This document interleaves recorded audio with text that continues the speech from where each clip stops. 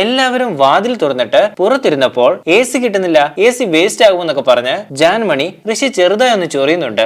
യമുനയ്ക്കൊക്കെ നന്നായിട്ട് അറിയാമായിരുന്നു ജാൻമണി ഇത് പറയാൻ പോയാൽ ജാൻമണിക്ക് പണി കിട്ടുമെന്ന്. യമുന അത് ജാൻമണിക്ക് പറഞ്ഞു കൊടുത്തിട്ടുമുണ്ടായിരുന്നു.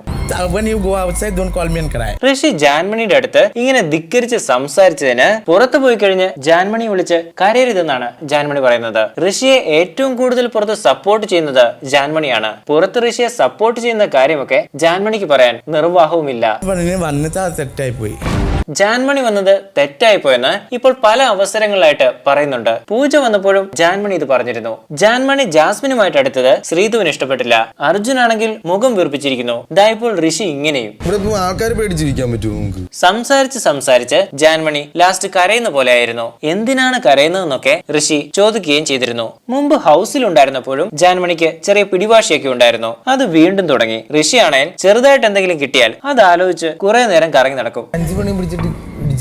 അൻസിബ മിക്കവാറും ലാസ്റ്റ് ദിവസം വന്നിട്ട് വാമോനെ ഋഷി നമുക്ക് പോകാമെന്നൊക്കെ പറഞ്ഞ് ഗ്രാൻഡ് ആയിട്ട് ഋഷിയെ എവിക്റ്റ് ചെയ്യാനുള്ള സാധ്യത നമ്മൾ കാണുന്നുണ്ട്.